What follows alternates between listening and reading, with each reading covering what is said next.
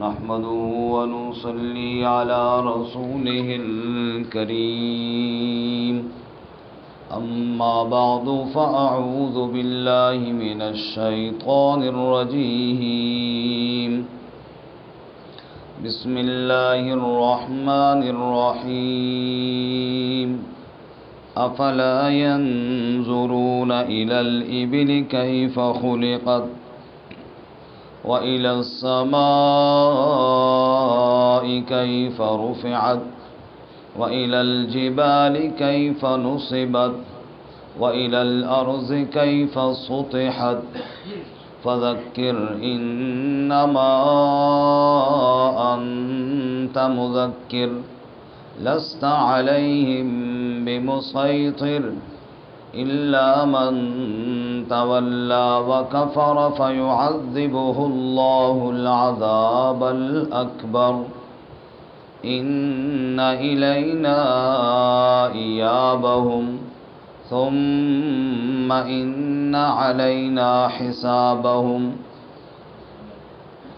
أفلا ينظرون إلى الإبل كيف خلقت کیا وہ دیکھتے نہیں ہیں اونٹ کی جانب کیسے پیدا کیا گیا وَإِلَى السَّمَاءِ كَيْفَ رُفِعَتْ اور آسمان کی طرف کیسے بلند کیا گیا وَإِلَى الْجِبَالِ كَيْفَ نُصِبَتْ اور پہاڑوں کی جانب کیسے گاڑ دیے گئے وَإِلَى الْأَرْضِ كَيْفَ سُطِحَتْ اور زمین کی جانب کہ وہ کیسے بچھا دی گئی فذکر انما انت مذکر پس نصیحت کیجئے بے شک آپ نصیحت کرنے والے ہیں لست علیہم بمسیطر نہیں ہے آپ ان پر داروغہ الا من تولی وکفر فیعذبہ اللہ العذاب الاکبر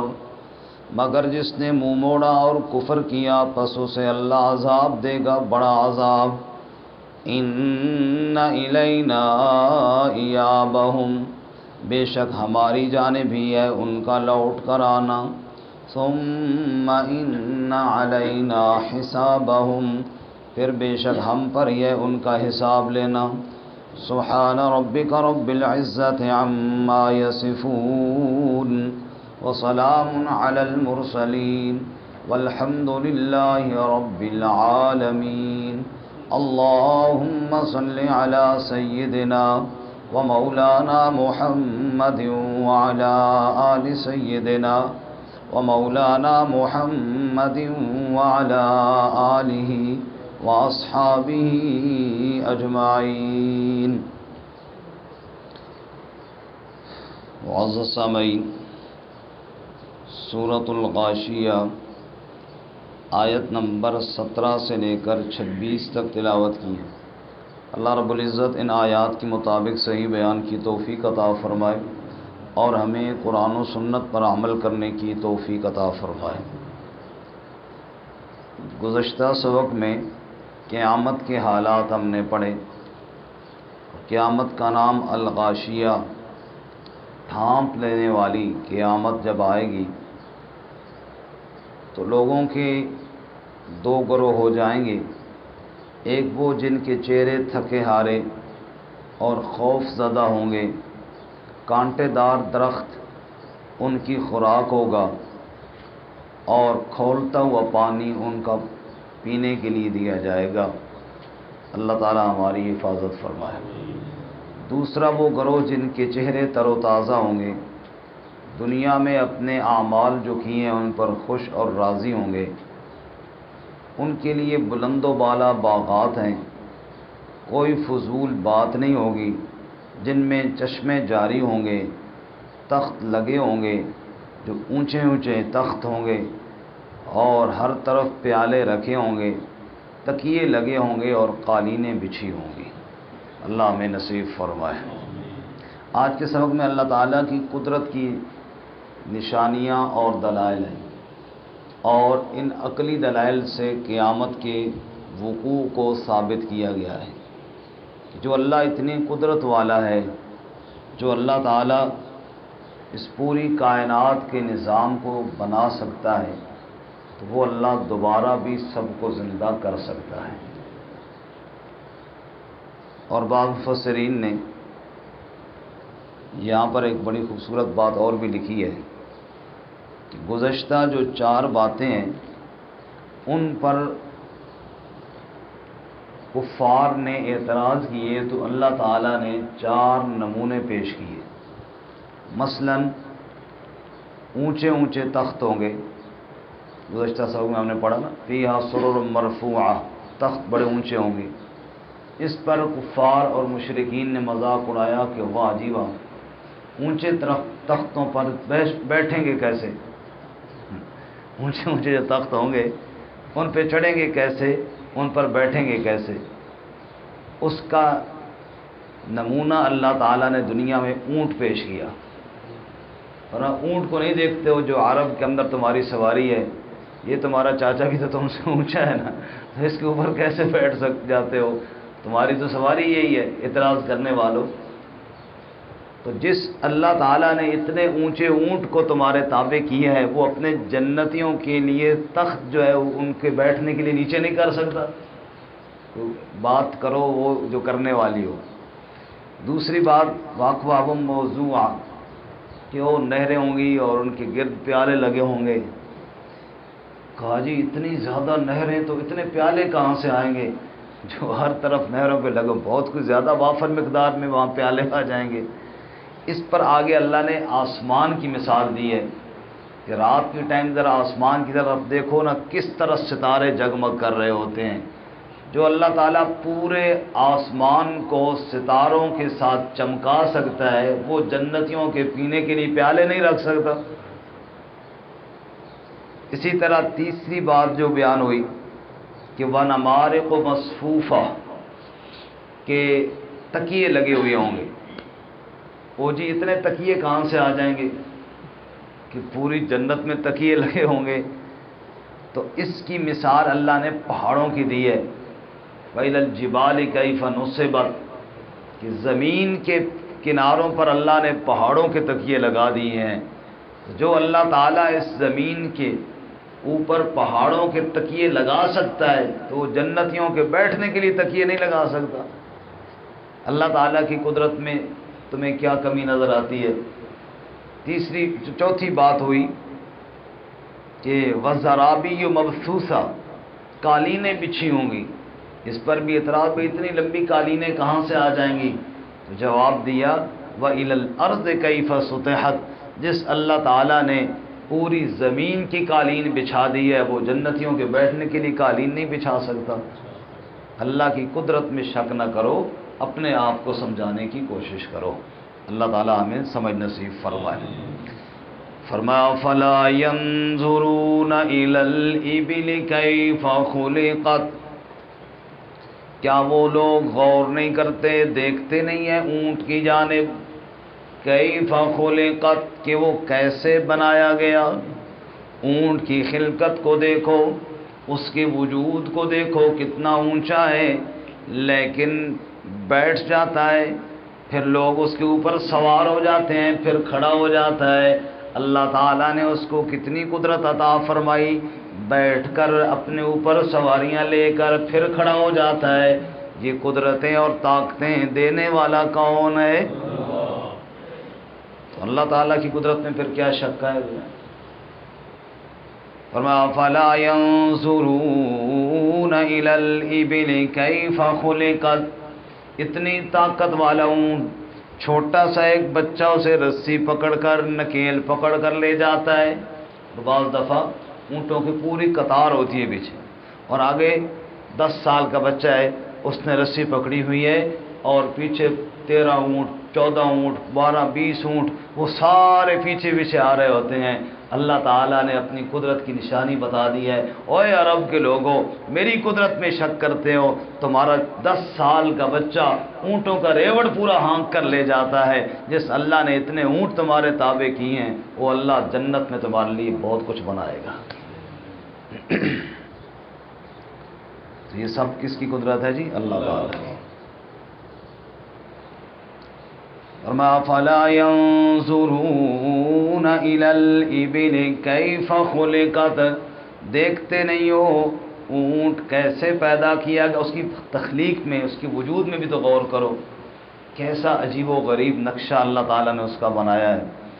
یہاں پر اونٹ کی بات آئی تو ایک حدیث ہے عید کے دنوں کے حوالے سے، بہت خوبصورت ہے۔ ابو داؤد شریف میں حدیث ہے کہ رسول اللہ صلی اللہ علیہ وسلم کے ہاتھ میں چھری تھی اور اونٹنیاں 6 تھیں جن کو نہر کرنا تھا۔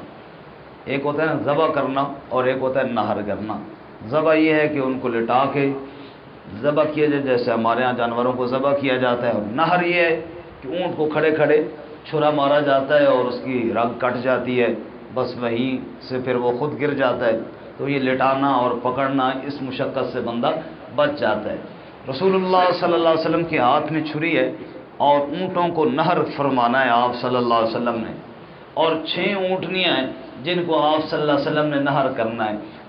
اور حدیث پاک میں آتا ہے کہ آپ صلی اللہ علیہ وسلم چھری لے کر کھڑے ہوئیے اور 6 کی 6 اونٹنیاں بھاگ بھاگ کے اللہ کے نبی کے سامنے آ رہی ہیں، اور ہر اونٹنی دوسری اونٹنی سے آگے بڑھنے کی کوشش کر رہی ہے کہ پہلے مجھے آپ صلی اللہ علیہ وسلم نہر کریں۔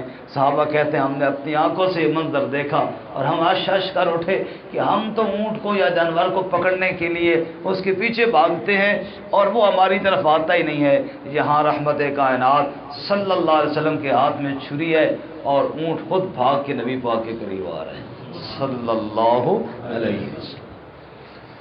افلا ينظرون الى الابل كيف خلقت والى السماء كيف رفعت، اور آسمان کی جانب نہیں دیکھتے کہ کیسے بلند کیا گیا۔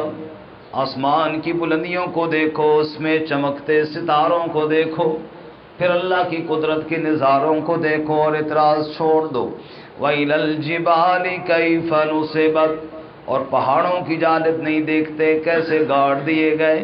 اللہ تعالیٰ نے پوری کائنات کے اندر کیسے پہاڑوں کا سلسلہ جاری فرمایا۔ وَإِلَى الْأَرْضِ كَيْفَ سُطِحَتْ، اور زمین کی جانب نہیں دیکھتے وہ کیسے بچھا دی گئی۔ جو اللہ تعالیٰ سواری کے لیے اونٹ دے سکتا ہے وہ جنتیوں کے لیے تختوں پر بیٹھنا بھی آسان کر سکتا ہے۔ جو اللہ تعالیٰ آسمان پہ ستارے چمکا سکتا ہے جنتیوں کے لیے پیالے بھی مہیا کر سکتا ہے، اور جو اللہ تعالیٰ زمین کے اوپر پہاڑوں کے تکیے لگا سکتا ہے وہ جنتیوں کے بیٹھنے کے لیے بھی تکیوں کا انتظام فرما سکتا ہے۔ اور جس اللہ تعالیٰ نے یہ زمین کو بچھا دیا ہے فرش خاکی، وہ جنتیوں کے لیے قالینیں بھی بچھا سکتا ہے۔ اللہ کی قدرت پر یقین پیدا کرو، شک نہ کرو۔ یہاں پہ پہلے پہاڑوں اونٹ کا ذکر ہے، پھر آسمان اور پھر پہاڑوں کا اور پھر زمین کا۔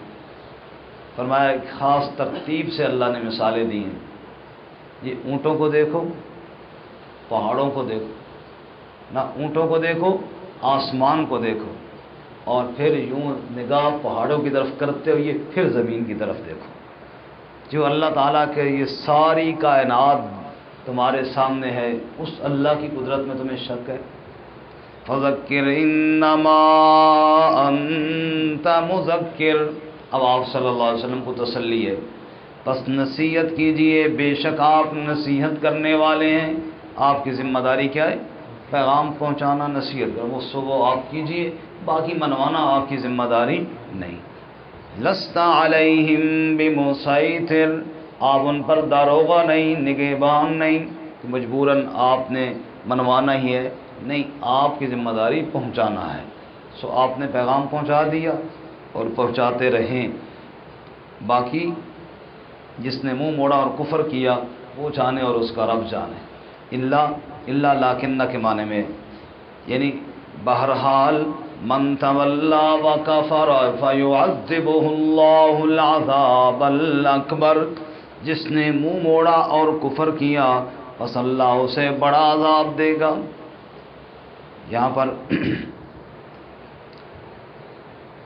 الا من تولا وکفر، یہ دو آیتیں جو کوشش یہ ہونی چاہیے جب بھی بندہ تلاوت کرے کہ ان کو ملا کر پڑھے تاکہ معنی کرنے میں آسانی رہے۔ اگر وکفرہ پہ آپ وقف کریں نا جی تو پھر معنی میں ایک شبہ پیدا ہوتا ہے۔ اس طرح پچھلی آیت کو لے کر آئیں، لست علیہم بمسیطر الا من تولی وکفر، اگر وقف کرے نا تو پھر معنی میں یہ شبہ پیدا ہوتا ہے آپ ان پر نگران نہیں ہیں سوائے اس کے کہ جس نے منہ موڑا اور کفر کیا۔ شبہ یہ پیدا ہوتا ہے کہ منہ موڑنے والے اور کافر پر آپ نگران ہیں، باقی کسی پر نہیں ہیں۔ جب اس کو وقف کے بغیر آگے ملا کر پڑھیں گے تو مسئلہ واضح ہو جائے گا کہ الا من تولی وکفر فیعذبہ اللہ العذاب الاکبر، ہاں جس نے منہ موڑا اور کفر کیا اللہ اسے بڑا عذاب دے گا۔ یہ عذاب کی بات ساتھ آ جائے گی تو معنی میں جو شبہ پیدا ہوتا ہے وہ نہیں ہوگا۔ یہ ان لوگوں کے لیے جو ترجمے کے ساتھ قرآن مجید پڑھتے ہیں اور ترجمہ یاد کر کے نماز میں بھی غور کرتے ہیں، اور ہونا سب کے لیے ایسا ہی چاہیے کہ نماز میں بھی انسان کی توجہ ہو کہ جو آیتیں پڑھی جا رہی ہیں ان کا مطلب کیا ہے، تاکہ ترجمہ بالکل واضح آ جائے۔